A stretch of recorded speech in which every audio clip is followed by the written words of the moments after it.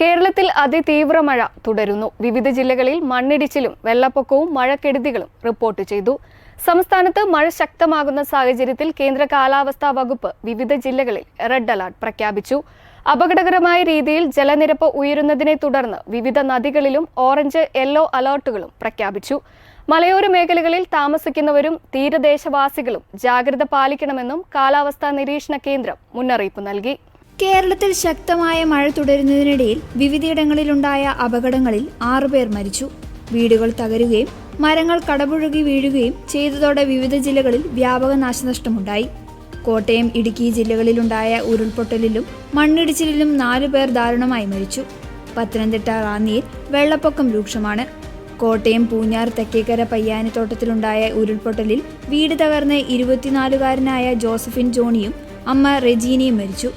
ലീലാമണിയുടെ വീടിന് മുകളിലേക്ക് മണ്ണിടിഞ്ഞു വീണ് ബന്ധുവായ വൈക്കം സ്വദേശി പ്രഭാകരൻ നായരും മരിച്ചു. പത്തനംതിട്ട, റാന്നി മേഖലയിൽ സ്ഥിതി അതീവ ഗുരുതരമായി തുടരുന്നു. വീടുകളും റോഡുകളും പ്രധാന വ്യാപാര സ്ഥാപനങ്ങളും വെള്ളത്തിനടിയിലായി. വടക്കൻ കേരളത്തിൽ ശക്തമായ മഴ തുടരുന്നതിനിടയിൽ വിവിധയിടങ്ങളിലുണ്ടായ അപകടങ്ങളിൽ 2 പേർ മരിച്ചു. വീടുകൾ തകരുകയും മരങ്ങൾ കടപുഴകി വീഴുകയും ചെയ്തതോടെ വടക്കൻ ജില്ലകളിൽ വ്യാപക നാശനഷ്ടമുണ്ടായി. വയനാട് പടിഞ്ഞാറത്തറയിൽ കുളത്തിൽ നിന്ന് വെള്ളം പമ്പ് ചെയ്യുന്നതിനിടെ ഷോക്കേറ്റുമാണ് മരിച്ചത്.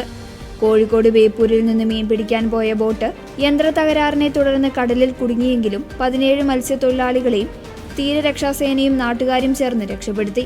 കൊണ്ടോട്ടി നെടിയുരുപ്പിൽ തോട്ടിൽ വീണ് ആദം ഐമൻ എന്ന കുട്ടിയാണ് മരിച്ചത്. വടക്കേ മണ്ണിയിൽ മണ്ണിടിഞ്ഞ് വീടിനുള്ളിൽ അകപ്പെട്ട വീട്ടമ്മയെ പിന്നീട് രക്ഷപ്പെടുത്തി.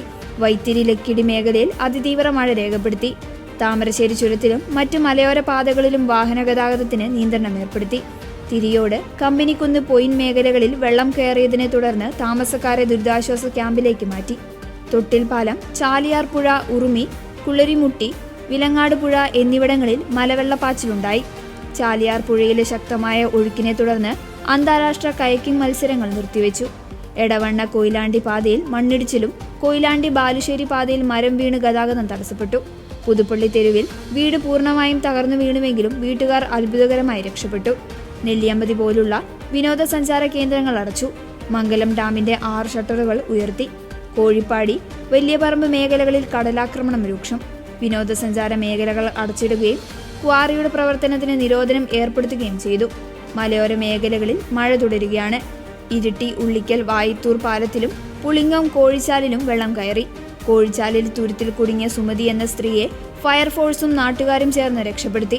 അപകട സാധ്യതയുള്ള പ്രദേശങ്ങളിൽ താമസിക്കുന്നവരെയും വെള്ളക്കെട്ട് ബാധിച്ച ഇടങ്ങളിലായവരെയും സുരക്ഷിതമായ ക്യാമ്പുകളിലേക്ക് മാറ്റിയിട്ടുണ്ട്.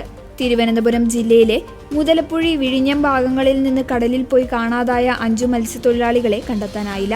രക്ഷാപ്രവർത്തനം വൈകിയതിൽ പ്രതിഷേധിച്ച് നാട്ടുകാർ റോഡ് ഉപരോധിച്ചു. മുതലപ്പുഴി, വിഴിഞ്ഞം മേഖലകളിൽ നിന്ന് കടലിൽ പോയ 5 മത്സ്യത്തൊഴിലാളികളെയാണ് മോശം കാലാവസ്ഥയെ തുടർന്ന് കാണാതായത്. ബീച്ച് റോഡിൽ വാഹനങ്ങൾ കൂട്ടിയിട്ടാണ് പ്രതിഷേധം സംഘടിപ്പിച്ചത്. പ്രദേശത്ത് മഴയും കാറ്റും ശക്തമായി തുടരുന്നതിനാൽ രക്ഷാപ്രവർത്തനം ദുസ്സഹമായിരിക്കുകയാണ്. സംസ്ഥാനത്ത് ശക്തമായ മഴ തുടരുന്ന സാഹചര്യത്തിൽ കാലാവസ്ഥാ നിരീക്ഷണ കേന്ദ്രം ജനങ്ങൾക്ക് ജാഗ്രതാ നിർദ്ദേശങ്ങൾ നൽകി. മലയോര മേഖലകളിലും മണ്ണിടിച്ചിൽ, ഉരുൾപൊട്ടൽ സാധ്യതയുള്ള പ്രദേശങ്ങളിലും താമസിക്കുന്നവർ പകൽ സമയത്ത് തന്നെ സുരക്ഷിതമായ സ്ഥാനങ്ങളിലേക്കോ ദുരിതാശ്വാസ ക്യാമ്പുകളിലേക്കോ മാറി താമസിക്കണം. അത്യാവശ്യമില്ലാത്ത യാത്രകളും വിനോദയാത്രകളും മഴ മുന്നറിയിപ്പ് മാറുന്നതുവരെ പൂർണ്ണമായും ഒഴിവാക്കുക. മലയോര മേഖലയിലേക്കുള്ള രാത്രി സഞ്ചാരം കർശനമായി ഒഴിവാക്കണം. നദികളിലോ മറ്റു ജലാശയങ്ങളിലോ കുളിക്കാനോ മീൻ പിടിക്കാനോ ഇറങ്ങാൻ പാടില്ല. പാലങ്ങളിൽ കയറി സെൽഫി എടുക്കുന്നതും കൂട്ടം കൂടി നിൽക്കുന്നതും ഒഴിവാക്കുക. ദുരന്ത സാധ്യത മേഖലയിലുള്ളവർ ആവശ്യമായ രേഖകളും അടങ്ങിയ കിറ്റ് തയ്യാറാക്കി വയ്ക്കുക. വെള്ളക്കെട്ടുകളിൽ ഇറങ്ങുമ്പോൾ വൈദ്യുതി ലൈനുകൾ പൊട്ടി വീണിട്ടില്ല എന്ന് ഉറപ്പാക്കുക.